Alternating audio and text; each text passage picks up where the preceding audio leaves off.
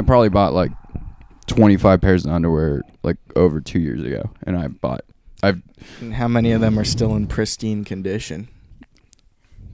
I mean, they probably pristine is. I was gonna say one wear, they're far from pristine.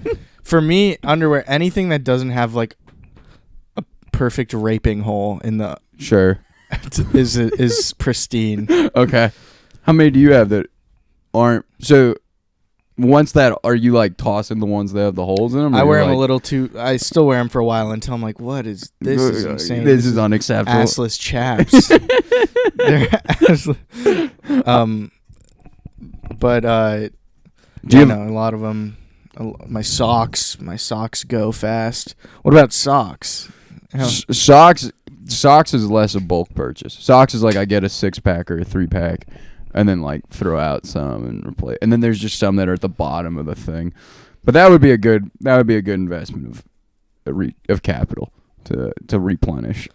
Yeah, because they're banged up. They're banged up. I remember I had a pair of polo socks one time. Like I used to just make these crazy.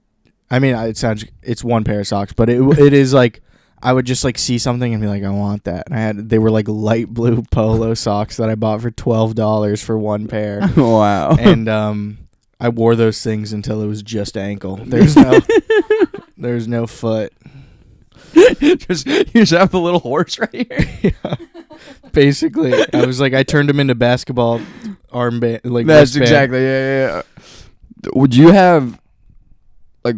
Is that your brand of like luxury? You're like oh, that's like you see the little horse and you're like I want that. No, now I'm actually pretty like anti-brand. Like if I were to come into some sweet cash, if I were to come into some money, I think I would go for a brand and nobody like I'm not going for anything that people below my tax bracket will recognize. Understood. Okay. Like I don't even know what I'm gonna get yet. Yeah, that I don't even know it's out there. But it is more fun when it isn't like a known brand for sure. I will say this. I found this sweet piece at a thrift shop, and when I saw it was Tommy Bahama, I was like, it was like $20. I was like, yeah, I mean that's fun. Get yourself some Tommy. Get myself some Tommy. It just sounds well because now it's our first. This is our first Tommy Bahama day of the year. It's so nice out. It's beautiful. It's like, is it 80? Because people are saying it's supposed to be close to 80. It's supposed to be close to 80. I don't know what it's at now. It feels like not like that. Like it feels nice. Yeah. But it feels like I was like thinking of him like it's gonna be like a little hot, and it doesn't feel hot. It's just like perfect temperate weather, breezy. What a great day to sit inside and tape a podcast. Yeah.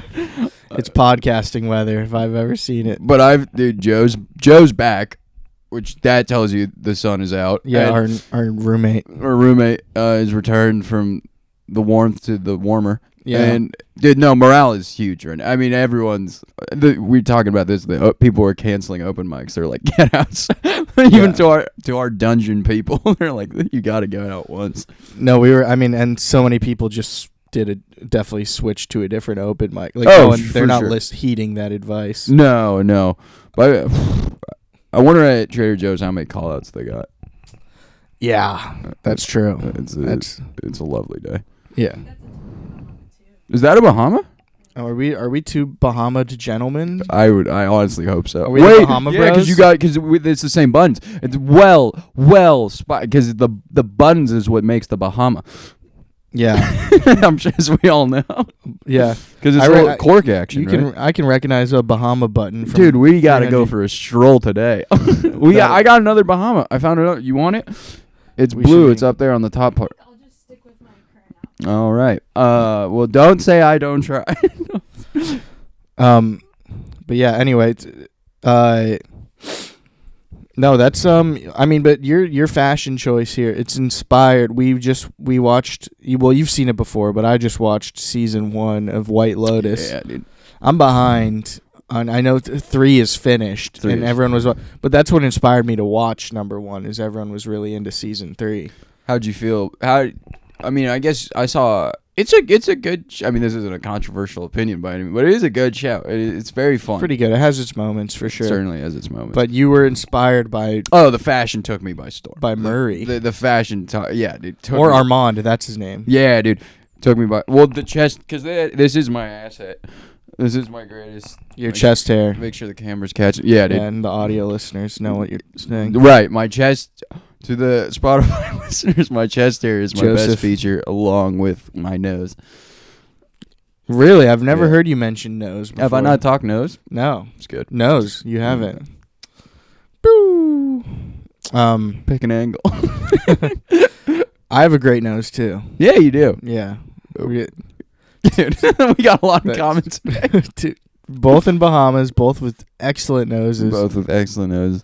But I saw him rocking. I literally looked up, not from this season, but season 3. There's one of the characters. Walton Goggins plays this character, and I looked up Walton Goggins' White Lotus shirt. Like I was fully like, I need whatever he's doing, and it was like a vintage Ralph Lauren Hawaiian. I didn't even know they made Hawaiian, but it was like, I was like, oh, it was really cool. Yeah. So wait, is Ralph Lauren make polo? Is that the same? Yeah. Okay, yeah. But it was like, it just had these elephants on it and all that stuff. Yeah. It was fun. No, that's I mean that I almost like, that's the thing, because vintage shit is cool. Yeah. But it's so overplayed now. Like people who are just like wearing, like like Lynyrd Skynyrd shirts that are like, they look cool, but like they don't give a fuck about it. Like I hate how it, like, no one cares about posers anymore. I hate how no one cares about whether or not you actually, like, you do the thing or like the thing or whatever, represent what you're wearing. Like anyone just can dress up in these Halloween costumes every day and act like it's just like, well, it's cool. I hate that. I mean, it does. Yeah. Well, I was like, because you're not a poser. You live that. Like that is, not that you're a Skinner fan, but I get what you mean.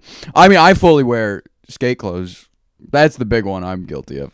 The Tiagos, you're like, he's a great skate. I was like, I didn't even know. But okay, it's skate shoes. You can wear like shoes don't really count to me. Like I'm not like, you don't even play basketball to someone wearing Jordans. But like, I mean, yeah, if you were like wearing, like if it's different. You're not, you like. What could I wear that of skate culture that would be poser? Like we were like, you don't even skate, man. Like, would it be like? I guess just certain like logo of skate brands and shit. And you do have a couple, I guess. I do have a couple. I know you got a Thrasher hoodie, but you're. I don't have a. Yeah, you do. Oh, I do. But that's I can defend that one though. Yeah, I know your defense already. Because it says San Francisco. It says and you're from San Francisco. Yeah, so. That's where I got it. No, and well, here's the thing too: is Thrasher. Everyone was hating on Thrasher posers. Like now, anyone can wear Thrasher now because it's not even like a. It's just so played out now. That will be my counter to the thing. If it has my town on it, you can wear. Then you can be. You can do that. In my humble opinion. And I just hate like people. Like it's like people are like wearing like like I don't even know. It's just everyone's such a poser now. Mechanics jackets. It's like like it's like someone's wearing like a crew neck. It's like Rodney's plumbing service. Yeah. Like it's like, oh god, that grinds my gears. That grinds my. You must hate this neighborhood. And it's not even. I mean, Bushwick is way worse. Okay, sure. Yes, Bushwick is way worse for that. But it is. I mean, here everyone actually, for the most part, everyone's just pretty honest about who they are. It's a bunch of like yuppie tech, finance, work from home, dressing white people exactly like that. Yeah. Well, just exactly. Like they're wearing Lululemon and like sweaters with their company on the thing. I saw something that was like, I can't even remember. I saw a guy yesterday wearing like a crew neck and it said something AI on it, and I was like, yep, all right, you can do that. All right, yeah. Yeah, I don't know. That should just, and it's all the same people that are like, would get mad, like, you can't wear dreads.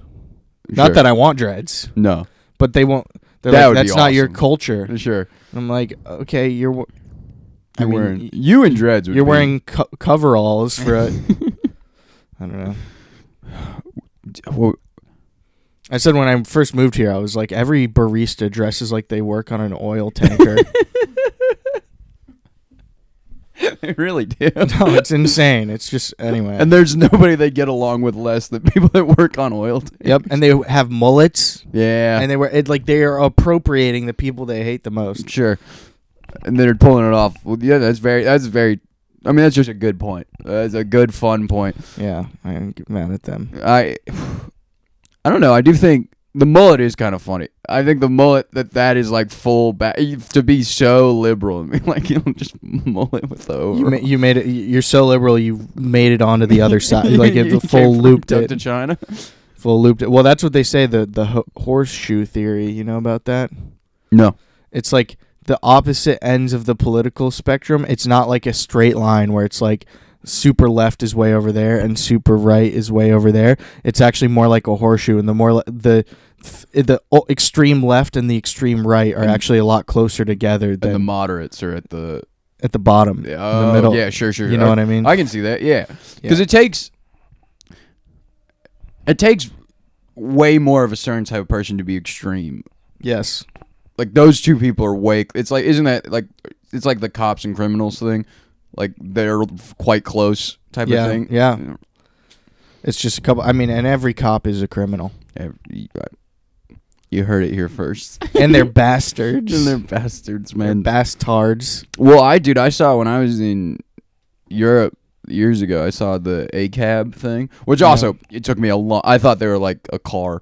Like I did, it took me a long time, like a cab, sure. Yeah. But when I was in Europe, and it said all cops are bad or whatever, and I was like, oh, you really mean all? I didn't know it reached all the way out here. Yeah. Just in Berlin. I had something to say about that. I had something so funny that would just knock your dick off. Knock it off, dude. Knock it off. Cut it out. Cut it out. No, do you have like a, wait. Trans. What I was going to say. Oh, I don't know what I was going to say, but I'm going to move. I feel like I got to put the AC back in. Like, this is like kind of where we're at right now. I was thinking, I almost did that yesterday, and I was like, I don't want to be the first one. I mean, it's right. It's parked right there, baby. Dude, if you're gonna do it, I'm gonna do it too. I'll probably join you because this is getting. I mean, I'm sweating. It's despite you wearing shorts, you wearing a Hawaiian, you got the wife beater under there. That's cool. Thanks, man. I thank you. You look cool today. Thanks, dude. I feel cool today. I feel good. I had 2 shows last night, and so it's real. So it's checks, right? Like, yeah. So for the listeners, I perform at the end when people are paying their checks. But there's this one at one of the locations and one of the manager, and she's very sweet and she's very good, but she doesn't tell you how much time she's like, just go until you get the light. And, that's crazy. And that's only at Upper West Side? Yeah. Yeah. And she's a very good manager. She's very sweet and but like. That is doing stand-up on the hardest possible mode. They will pay. You will be at the end of the show. They will be paying your bills, and you do not know how much time you're doing. Yeah, like it is nothing, and it's so like you're just like you don't know what you're building to. You don't know how long to make. Like I've done like 10 or 12, but I've also done like 24 in that same situation. So you have no idea what. And so whenever I get that, I'm like.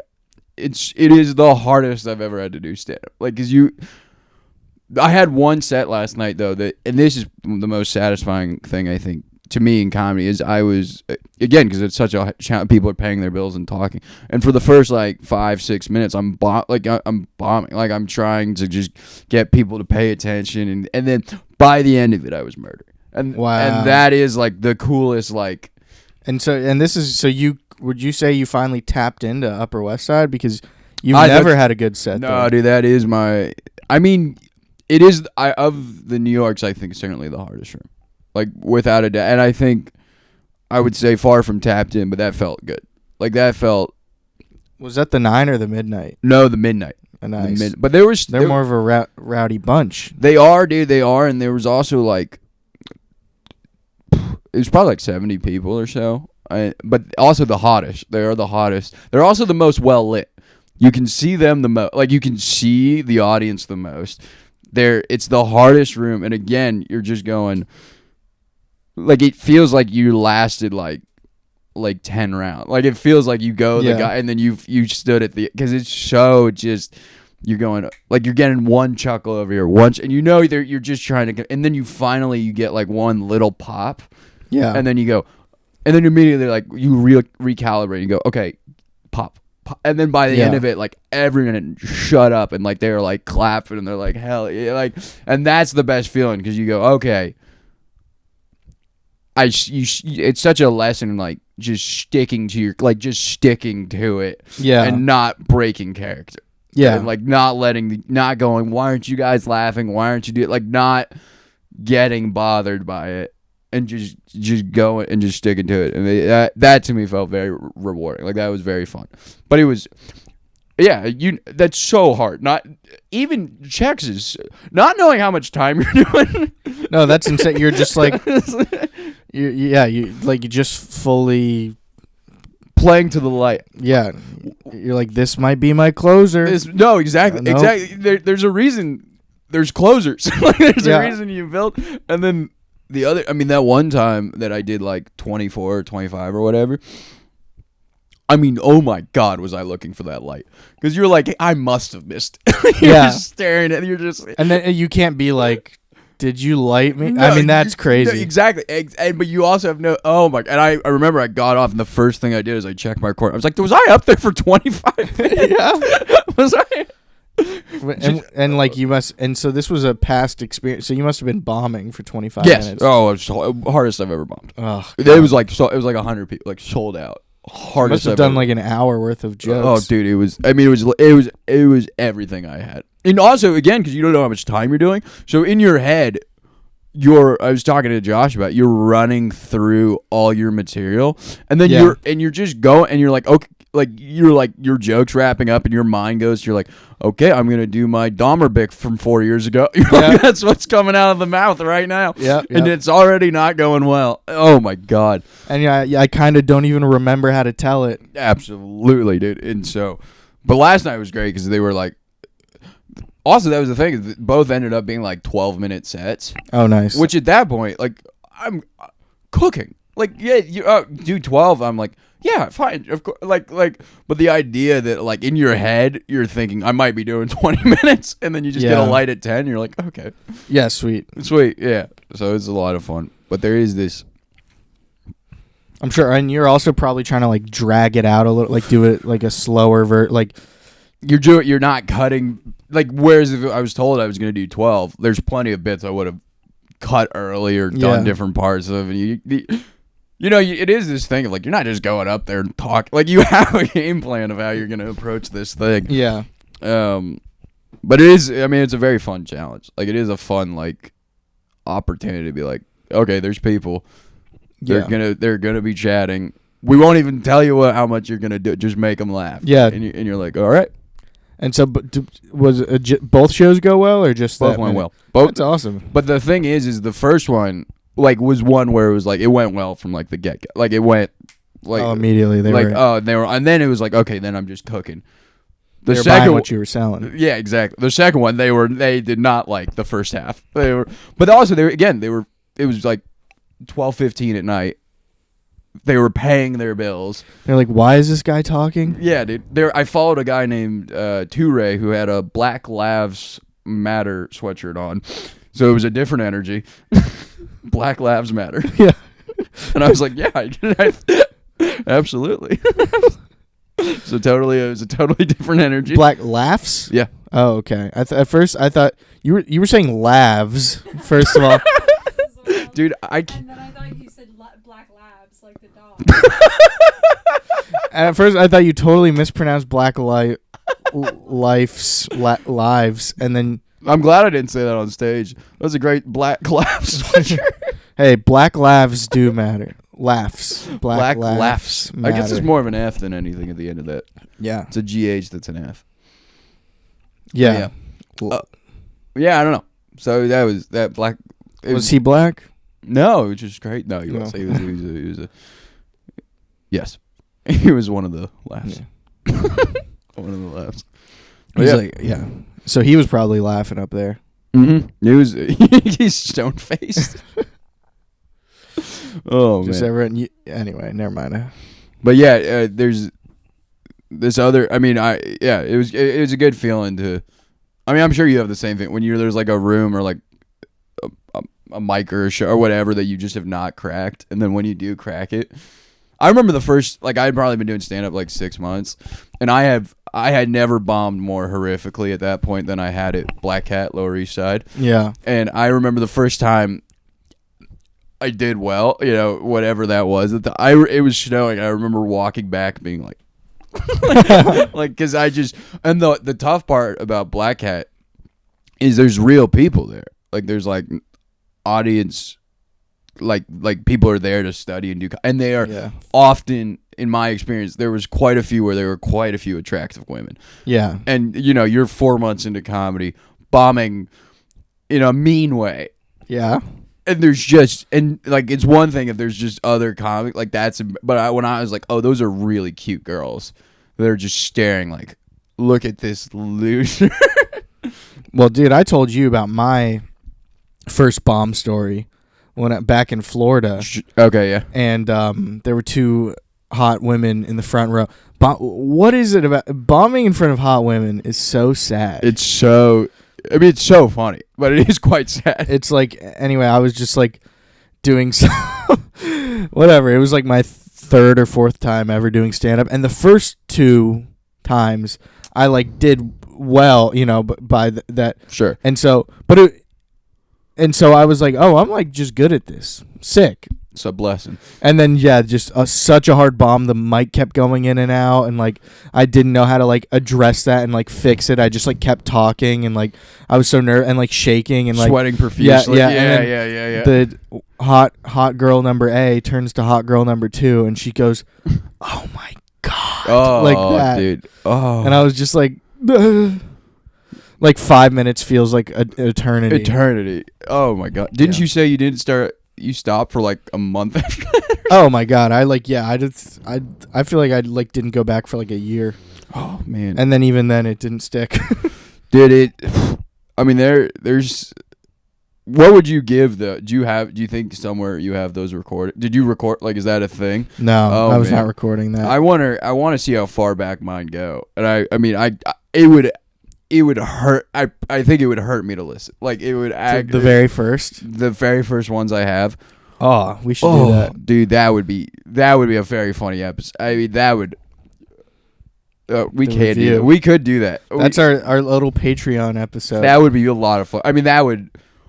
I remember back when I first started in San Diego. Yeah. I started seeing that. I mean, this brings me actual shame to say out loud, but I was seeing this lady, and I was experiencing significant erectile dysfunction. I say significant because normally it is. Yeah. But at the time, I had also just started doing stand up, and I was like, I gotta tackle this subject.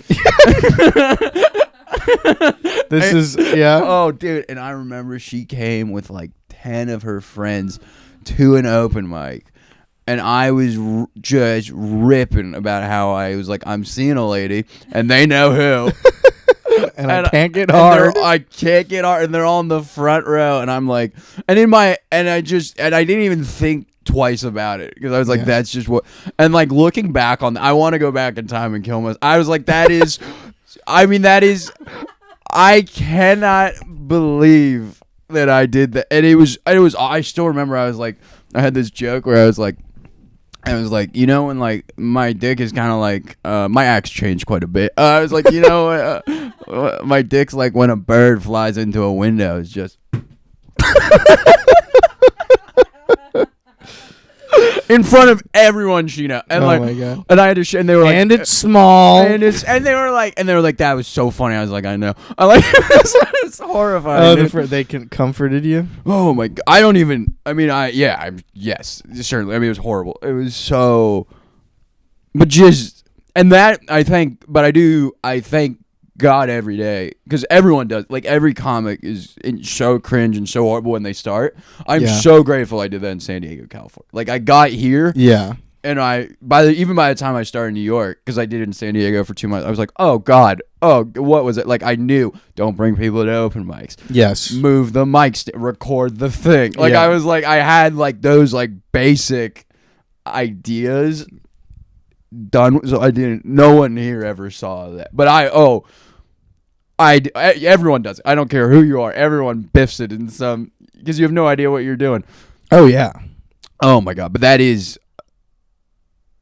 I mean, that haunts my nightmares. But it is, I mean, that's what's also so rewarding about stuff like this. Like, cause like last night, you're doing a show and it's going, and like, you're like, wow. And then to go from that to just talking about my horrible cock. Yeah. there was this group getting married. I mean, it was Yeah, that's unfortunate. Yeah, but it's awesome. That's why you love this. Because it feels so. They were getting married at the open mic? But they were gonna, like, in a week, like they were about to get eloped or something. Oh. But and then like they saw your act and yeah. they're like, let's not do this. This is bumming me out. Yeah. But it is but I love those stories. I honestly I wouldn't in the sense that, like, in the stuff like you and those girls talk, it just makes it feel so earned. Like that every comic I know has like these really dumb. You can't do this without embarrassing yourself. So I wish I didn't have erectile dysfunction. I would have had a way more fun senior year. But like you can't you can't do this without embarrassing yourself. And you're just like trying, and like the thing is, like, you're kind of being like, because you're like you're thinking of comedians that are much better than you, and how a great comedian would be able to handle erectile dysfunction properly and know how to talk about it. Oh, absolutely. But you're like, that's what you're going off of, because you don't know, like, you don't even have like the self, like, obviously I'm probably not as good as Chris Rock. Right. You have that idea. Like, right. But you don't have, like, you're like, you don't realize how not as good as him. Well, the funny thing, like, you were telling me that you saw some guy at a mic or whatever that was like, I'm going to start with the punchline, and then the joke's going to go on and be like Chappelle. He was going to do Chappelle. He was going to Chappelle it. Which, and you're at the cupboard at 3 p.m. And, like, what's funny about that is it's like Chappelle, like, that was like Chappelle's, like, that was like his big thing. Like, that's the thing everyone was talking about. He's like,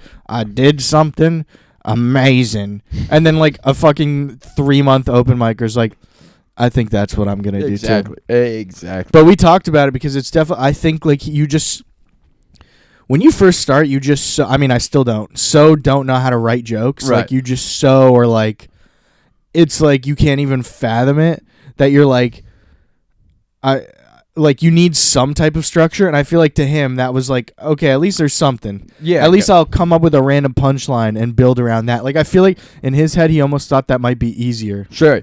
No, and also because you start with, like, yeah, you have no idea. You have no, you're just talking, and you find something that finally gets a laugh, like whatever.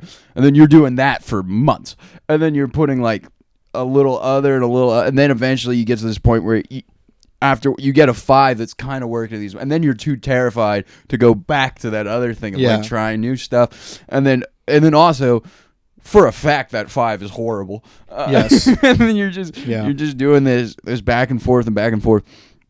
No, but it is. I mean, I come to you all the time with, I'm like, is this funny? You're like, that's a horrible thought. Like, you still have no idea. Yeah, I mean, you still have so many horrible thoughts. But that is why I think that embarrassing and that stuff is so good. Because if that didn't exist, it's like, yeah, everyone would play football if you didn't get tackled. Like that's the same with like, everyone would do this, except that if there wasn't these really embarrassing moments that would make you want to quit, yeah, then everyone would be doing it. And then the people that don't like that quit, and that's good. There should be a thing that, like, makes this, humbles you and makes it hard to do.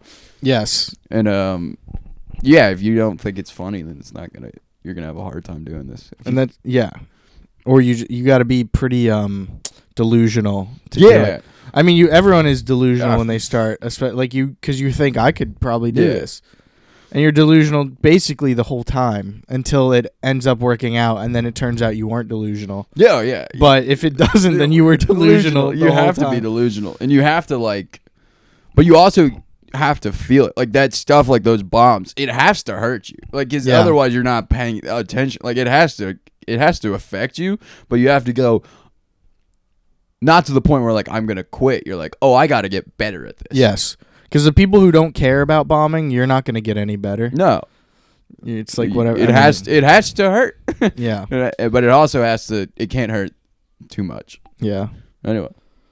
Yeah. It's true. I feel like we haven't done one of these where we just talk stand up. This is fun. Yeah. If you want to know what David and I talk about all the time. This is as close to a regular just except I would just like have my head on the table and be like yeah, we both feel like we have nothing.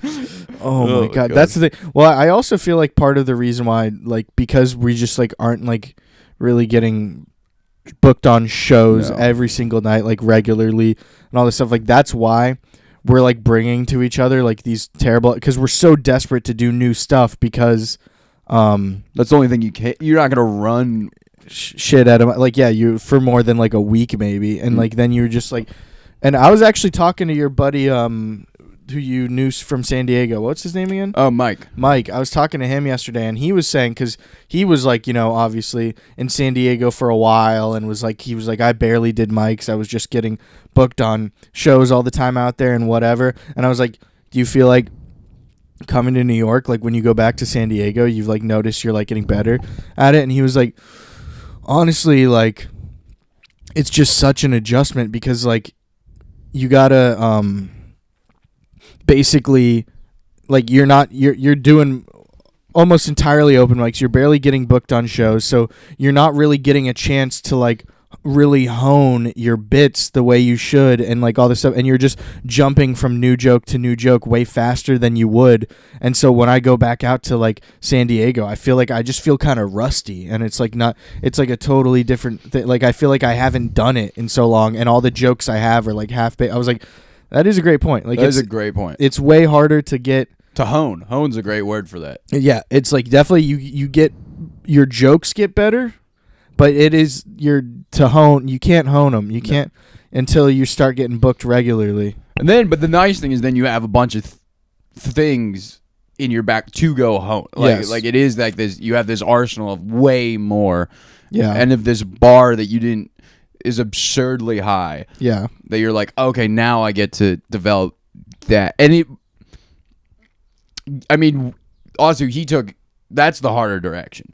Because it would be way more fun for us to go from this to that. Like to go from that to just doing mics. Tough. Very tough. Exactly. But he's a very funny guy. No, I mean, not in a cocky way, but when I went back to San Diego for the first, like, a guy I got off, he didn't do too fantastic, and I was at this packed bar show, and he was like, wow, man, you have jokes.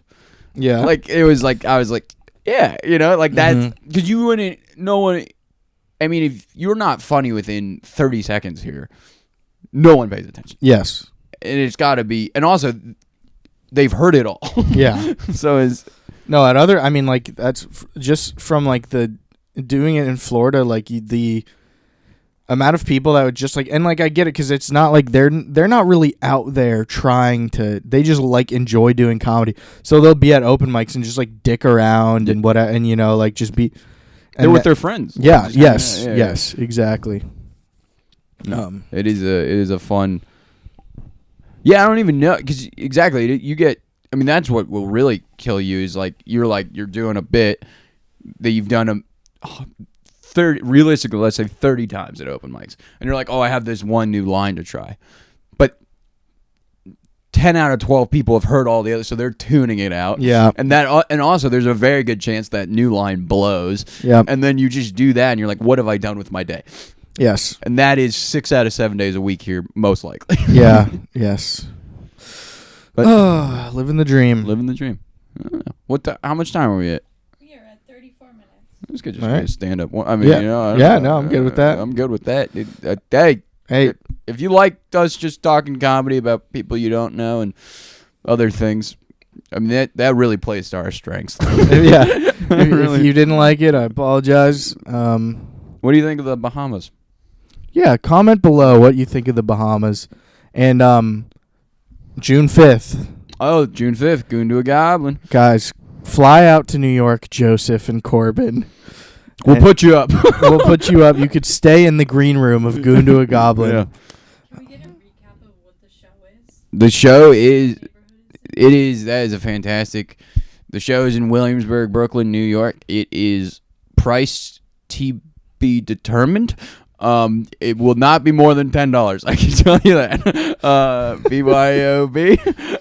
Good. David and I co-host outdoors. It's gonna be. We co-host it. We perform. We have truly great comics. Yep. Daniel Simonson has performed there. He has indeed. We have Matty Wieners perform. I mean, David Marco has Mags Fine, Seller, Sean Donnelly. That was fun. Wow. Andre Thompson. Yep. David Drake. Mm-hmm. Adam Gilbert. What? Killer. I mean, you know what is? What really brings me a lot of joy though. 5-10 years. I mean, you will be like, they were there. Like there is a lot of that. Yep. So, and you should be here too. Come on out. It's gonna be a lot of fun. All right. We love you guys. Bye.